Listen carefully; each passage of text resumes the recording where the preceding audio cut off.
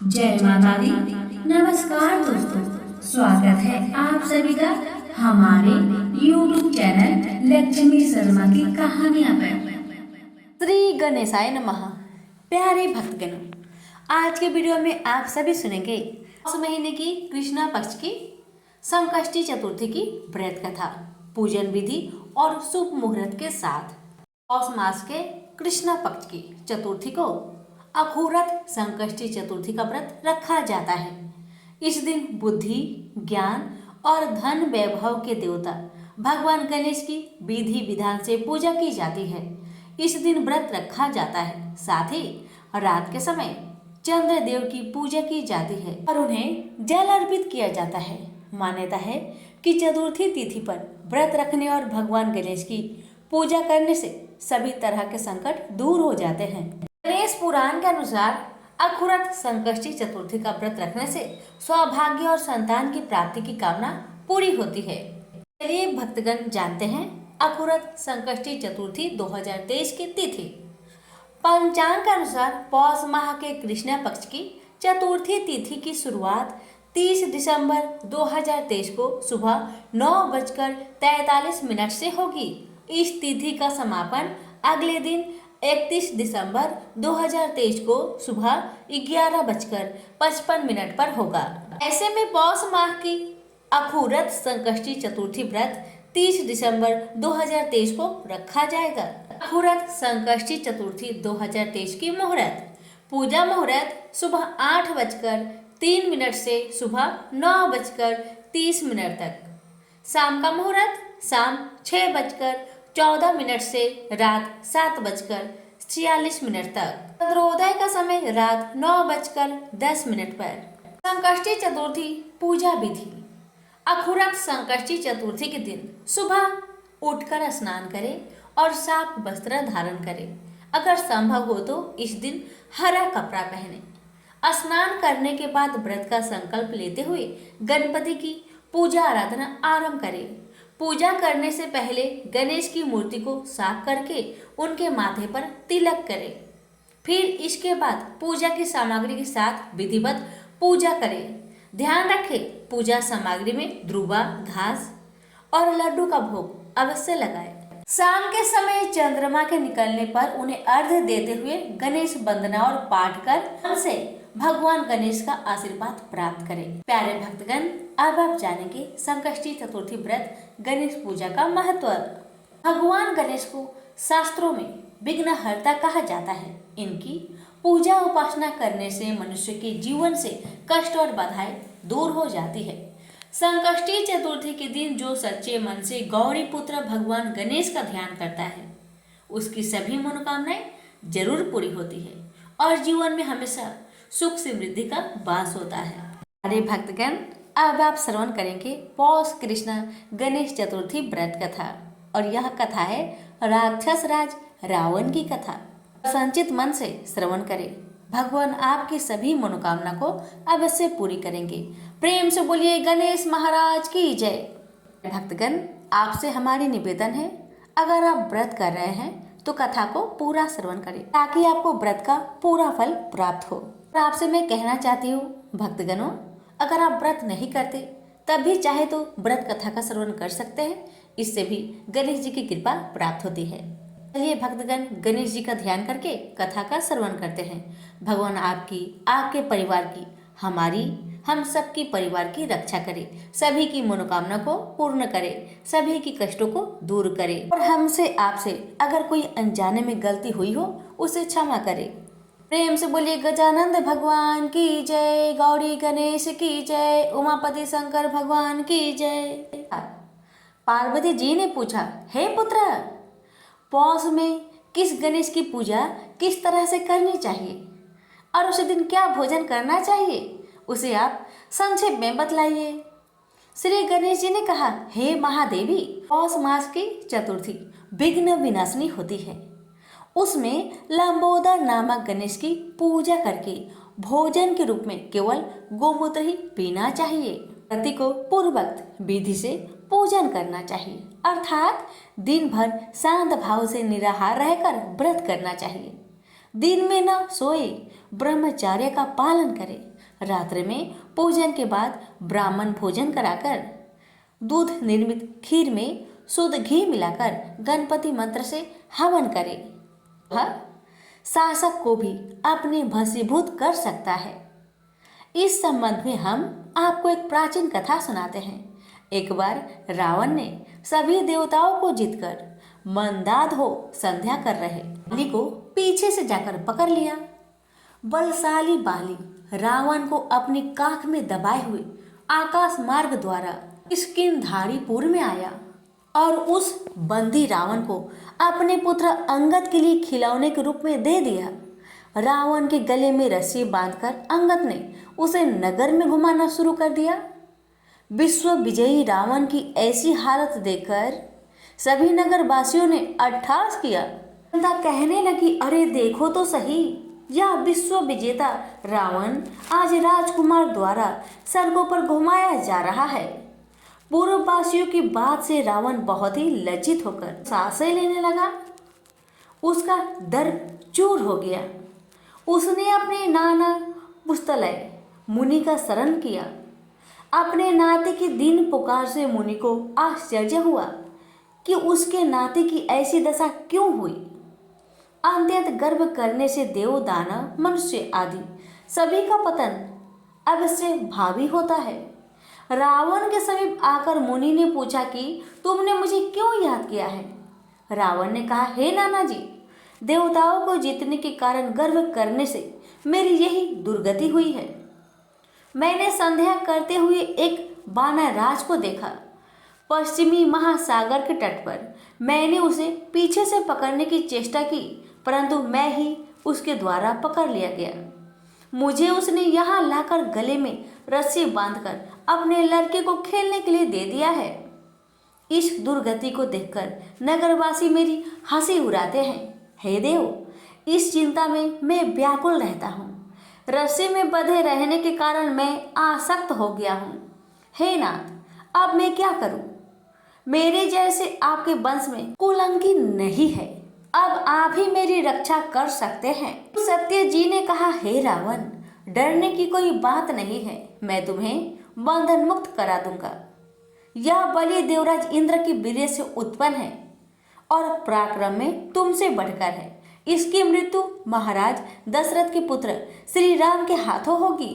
हे राक्षस राज, यदि तुम बलि के बंधन से छूटना चाहते हो तो मेरी बात मानकर संकटनाशक गणेश जी का व्रत करो।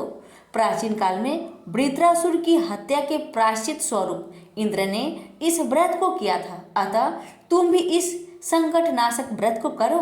बहुत शीघ्र ही तुम्हारा कलेश दूर होगा। इस प्रकार आदेश देकर ब्रह्म ऋषि वन में चले गए और इधर रावण ने व्रत का अनुष्ठान किया। हे देवी, इस व्रत के प्रभाव से रावण तत्काल ही बंधन रहित हो गया और सुखपूर्वक अपना राज्य करने लगा। भगवान कृष्ण कहते हैं कि हे युधिष्ठिर, आप भी इस व्रत को कीजिए। इस व्रत के प्रभाव से समर में समस्त शत्रुओं का संहार करके आप अपने उत्तम राज्य को प्राप्त करेंगे। कृष्ण जी की बात सुनकर युधिष्ठिर ने विधि पूर्वक पौष कृष्ण चतुर्थी व्रत किया और इस व्रत के प्रभाव से उन्होंने अपने राज्य को पुनः प्राप्त कर लिया। प्रेम से बोलिए गणेश महाराज की जय, गौरी गणेश की जय, उमापति शंकर भगवान की जय। सेठ सेठानी थे। उनका एक बेटा और बहू थे। बहू सबको भोजन करा के फिर स्वयं भोजन करती। एक पड़ोसन ऐसी भी थी जो रोज पूछती कि बहू आज क्या बनाया, क्या खाया है। बहू कहती ठंडो बासी। एक दिन उसके पति ने ऐसा सुनकर विचार किया कि आज तो पकवान बनाए जाए, फिर देखे कि मेरी पत्नी क्या कहती है। उसने तरह तरह के पकवान बनवाए और घर के सभी लोगों ने एक साथ बैठकर भोजन किया। आज भी पड़ोसन ने पूछा तो बहू ने कहा ठंडो बासी। सेठ के लड़के ने सोचा हो ना हो कोई बात अवश्य है जिससे कि मेरी पत्नी ऐसा कहती है। उसने पत्नी से पूछा तुम रोज ठंडो बासी खाया ऐसा क्यों कहती हो, जबकि हम सब ने एक साथ बैठकर कई तरह के पकवान खाए। उसकी पत्नी बोली, हम जो खा रहे हैं वह बाप बूढ़ों की कमाई है। जिस दिन आप कमा कर लाओगे उस दिन मैं समझूंगी ताजा भोजन कर रहे हैं। अब एक दिन लड़के ने माँ से कहा, मैं एक बड़े शहर में कमाई करने जा रहा हूँ। माँ बोली, बेटा अपने पास इतना धन है कि खाया नहीं छूटेगा। माँ के मना करने पर भी बेटे ने स्वयं कमाने का दृढ़ निश्चय कर लिया और जाते समय पत्नी से कहा, मैं जब तक कमाकर बहुत सा धन लेकर न आऊं तुम चूल्हे की आग मत बुझने देना। एक दिन चूल्हे की आग बुझ गई तो वह मन ही मन घबराने लगी, कहीं मेरे पति पर संकट तो नहीं आन पड़ा। जल्दी से पड़ोस में से आग लाकर चूल्हे में रख दूं। ऐसा विचार करके पड़ोस में गई। वहाँ पड़ोसन चौथ माता का व्रत पूजन कर रही थी। पड़ोसन ने कहा, थोड़ी देर में आकर ले जाना। बहू ने पड़ोसन से पूछा, आप यह व्रत क्यों करती है, इससे क्या मिलता है? पड़ोसन ने कहा, चौथ माता के इस व्रत को करने से अन्य लक्ष्मी मिले और अपनी मनोकामना पूरी हो। अब बहू भी चौथ माता का व्रत करने लगी। दीवार पर चौथ माता बनाई। उस दिन घी गुड़ का चूरमा बनाकर रात्रि को चंद्रमा को अर्घ्य देकर भोजन करती। ऐसा करते करते बहुत दिन हो गए। चौथ माता ने उस बहू के पति को सपना दिया कि साहूकार का बेटा तू जागे कि सोवे, तेरी पत्नी बहुत याद कर रही है, घर जाकर उसकी चिंता मिटा। तू दुकान खोलकर कंकु केसर का पगलिया बना के बैठ जाना, आज तेरा हिसाब किताब चुकता हो जाएगा। अब तो चौथ माता ने जैसा कहा था वैसा ही हुआ। उसने घर जाने की तैयारी की, गाड़ी भर के धन दौलत लेकर चल दिया। रास्ते में एक बड़ा सा काला नाग फन फैलाए बैठ गया और कहने लगा, आज तो मैं तुझे डसूंगा, छोड़ूंगा नहीं। आज तेरी आयु पूरी हो गई है। सेठ ने लड़के से कहा, आज चौथ माता ने मुझे सपना दिया तो मैं पत्नी से मिलने घर जा रहा हूँ। वहाँ मेरी पत्नी बहुत चिंता कर रही है, मैं उससे मिलकर जरूर आऊंगा, तब तुम मुझे डस लेना। नाग ने कहा, तुम साफत पूर्वक कहकर जाओ तो मैं तुम्हें जाने दूंगा, परंतु लौटकर नहीं आए तो तुम्हारे घर आकर मैं तुम्हें डस लूंगा। इस प्रकार सर्प को वचन देकर वह अपने घर पहुंचा। वहां सभी से हंसी खुशी से मिला और भोजन करके उदास होकर बैठ गया। उसकी पत्नी ने उदास होने का कारण पूछा तो पति ने काले नाग वाली बात बताते हुए कहा, यदि मैं उसके पास नहीं जाऊंगा तो वह घर आकर ही मुझे डस लेगा।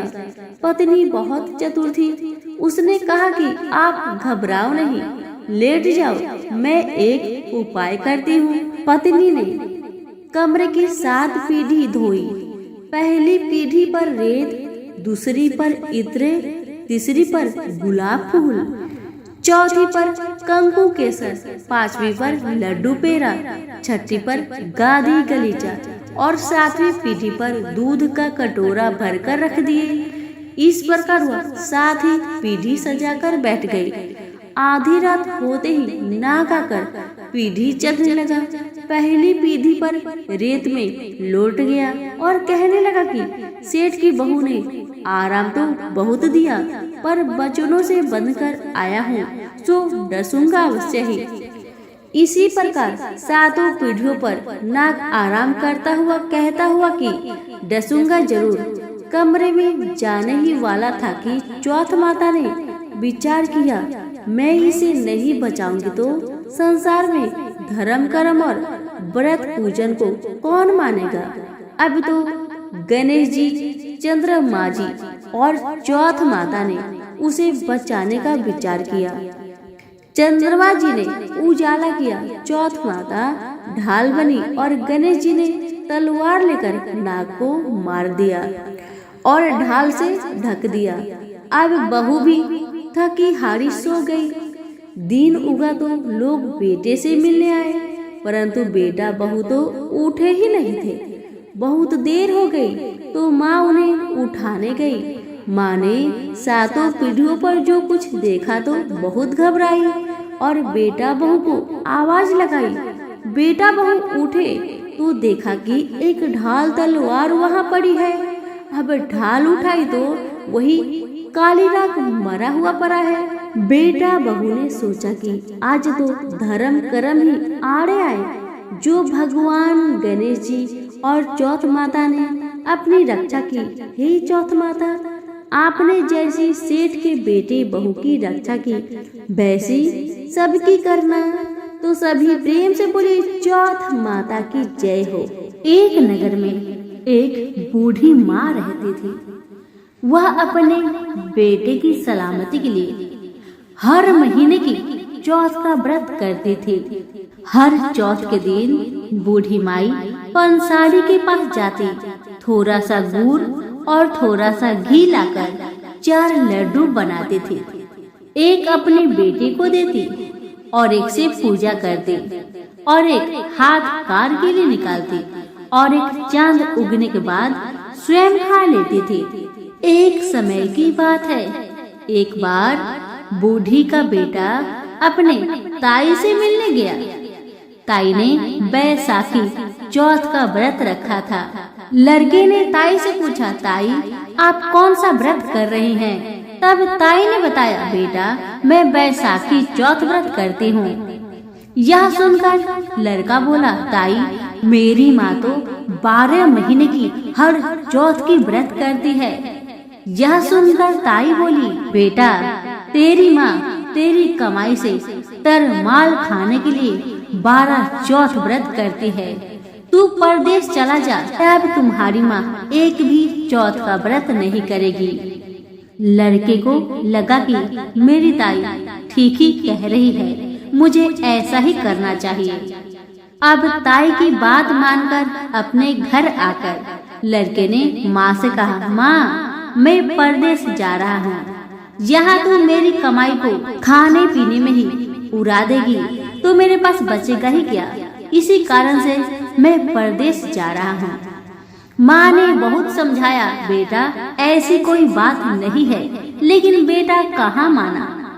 जब बेटा नहीं माना तो माँ ने कहा, बेटा ले ये चौथ माता की आंखें हैं, इसे तुम अपने पास सलामत से रखना, ये तुम्हारी हर मुसीबत में मदद करेगी।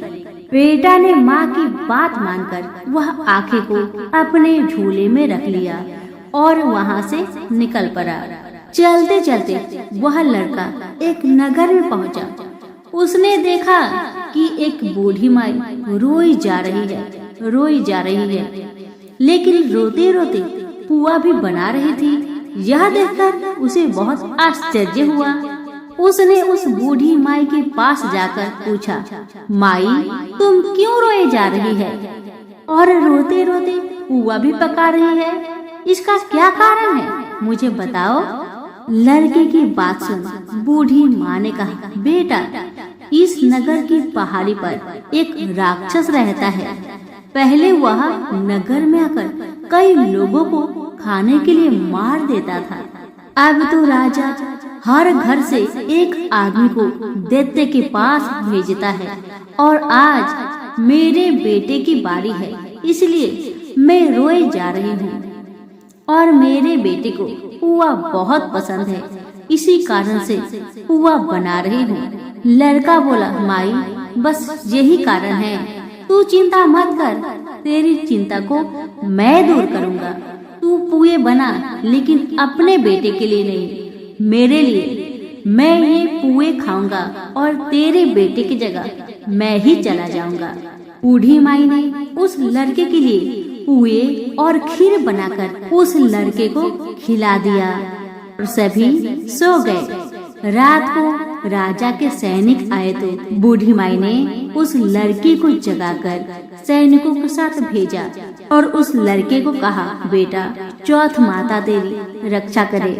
अब लड़का सैनिक के साथ चल पड़ा। कुछ दूर जाने पर वह लड़का दैत्य के सामने पहुंचा। अब लड़के को अपनी माँ की बात याद आई कि माँ ने उसे चौथ माता के आंखें दिए थे और माँ ने कहा भी था, ये तुम्हारी मुसीबत में तुम्हारी काम आएगी। बस लड़के ने चौथ माता के नाम लेकर आंखें को दैत्य की तरफ फेंक कर कहा, हे चौथ माता, यदि मेरी माँ मेरी सलामती के लिए व्रत करती है तो दैत्य का सिर कटकर गिर जाए और उसकी मृत्यु हो जाए। लड़के के इतना कहते ही तुरंत ही दैत्य का सर कटकर गिर गया और वह दैत्य वहीं पर तड़प तड़प कर मर गया। लड़का वापस आ गया। राजा ने उसे ढेर सारे उपहार देकर विदा किया। लड़का उस नगर से चलते हुए एक दूसरे नगर में पहुंचा। इस राज्य में आवा तभी पकता था जब एक इंसान की बलि दी जाती थी। सिपाहियों ने उसी लड़का को पकड़कर आवे में चुन दिया। लड़के ने तुरंत चौथ माता की आंखें निकाली और आवा में डाल दिया और कहा, हे चौथ माता, यदि मेरी माँ मेरे लिए व्रत करती है तो आवा मेरी बलि लिए बिना ही झट से पक जाए। लड़का के इतना कहते ही चौथ माता की कृपा से आवा तुरंत पक गया। आवे में से मिट्टी की जगह सोने चांदी के बर्तन निकलने लगे। जब कुम्हार अंदर से बर्तन निकालने लगा तो लड़का अंदर से बोला, बर्तन धीरे धीरे निकालना, मुझे चोट लग जाएगी। इस तरह से अंदर से आवाज सुनकर कुम्हार बहुत डर गया और राजा से सारी कहानी बताया। राजा ने आवे से उस लड़के को निकलवाया और पूछा, इस आवे में से तुम बच कैसे गए?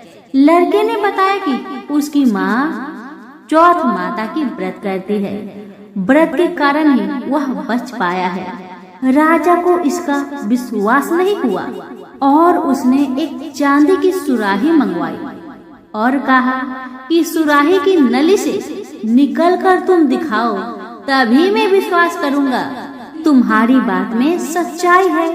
लड़के ने चौथ माता को याद करके आंखें सुराही में डालकर कहा, हे चौथ माता, मेरी मदद करे, मैं भौरा बनकर इस सुराही से निकल सकूं। लड़का भौरा बनकर सुराही से निकल गया। राजा खुश होकर राजकुमारी की शादी उस लड़के के साथ करवा दी और सभी लोग को चौथ माता का व्रत करने को कहा। अब उस लड़के को अपनी माँ की याद आई। उसने राजा के पास जाकर अपने नगर जाने की इच्छा जाहिर की।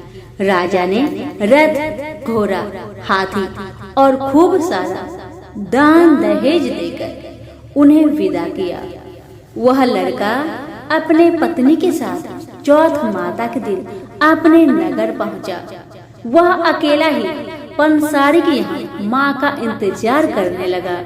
सोचा, आज चौथ का दिन है तो माँ यहाँ जरूर आएगी।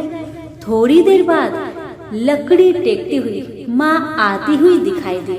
उसकी माँ की आंखों में जाले आने के कारण कम दिखता था।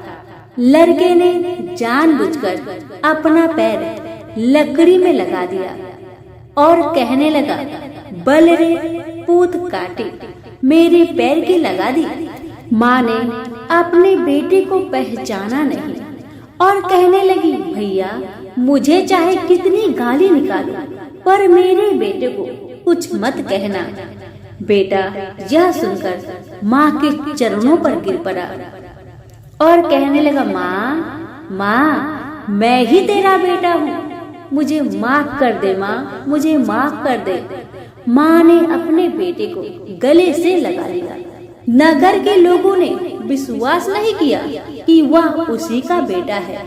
बूढ़ी माँ ने चौथ माता को याद करके कहा, हे माता, यदि मैं अपने बेटे के लिए व्रत करती हूँ तो मेरे स्तन में दूध भर जाए और उसकी धार मेरे बेटे के मुंह में गिरे। इतना प्रार्थना करते हैं, माँ के स्तन से दूध की धार निकलकर बेटे के मुंह में गिरने लगी। लोग चौथ माता की जय जयकार करने लगे। उस नगर के सभी लोग चौथ माता का व्रत करने लगे। हे चौथ माता, जैसे आपने बूढ़ी माँ और उसके बेटे की सहायता की, वैसे हमारी भी करना। कहानी कहने वाले, सुनने और हुक्कारा भरने वाले पर अपनी कृपा सदा बनाए रखना। तो सभी प्रेम से बोले चौथ माता की जय हो। अब आइए सुनते हैं गणेश भगवान की कथा, क्योंकि इस कथा के बिना आपका व्रत अधूरा है, इसलिए अवश्य सुने। एक बार विनायक जी छोटे बालक के रूप में चिमटी में चावल और चमचे में दूध लेकर निकले। वो हर किसी से कह रहे थे कि कोई मेरे लिए खीर बना दो, कोई मेरे लिए खीर बना दो, मगर किसी ने भी विनायक जी के लिए खीर नहीं बनाया। कुछ दूर चलते चलते कुछ आगे बढ़ने पर विनायक जी को एक बूढ़ी माई बैठी मिली।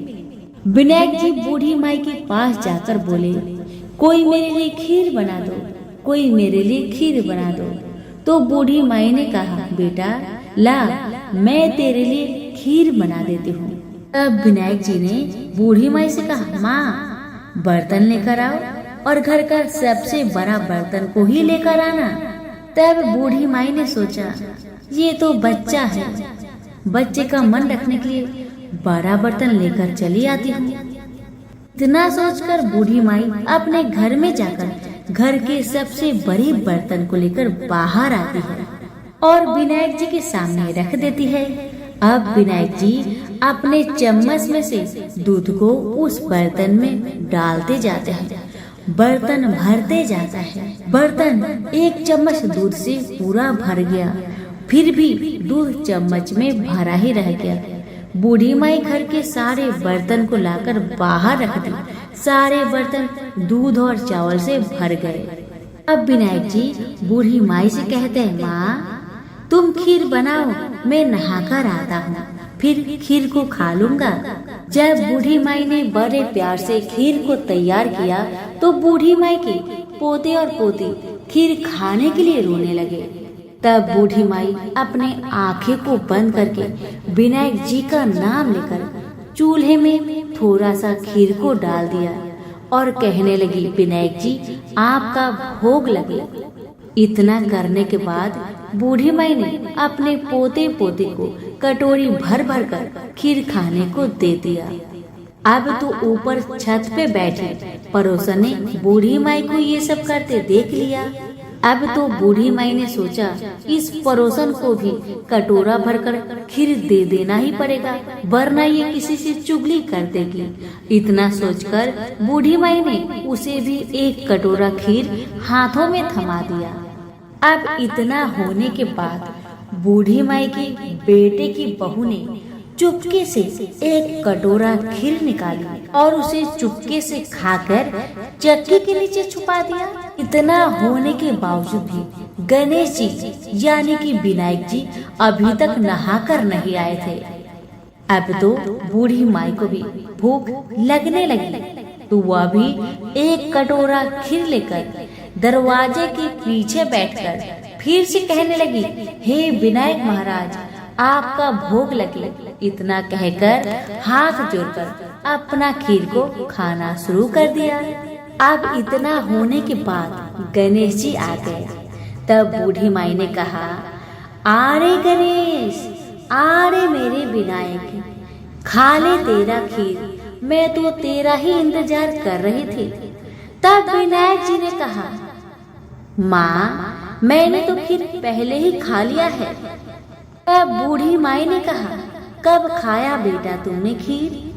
तब विनायक जी ने कहा, जब तेरे पोते पोती ने खाई थी तब मैंने खाया था, और जब तेरी पड़ोसन ने खाई थी तब भी खाया था, और जब तेरी बहू ने खाई तब भी खाया था। अब तूने खीर खाई तो तेरा पेट पूरा भर गया।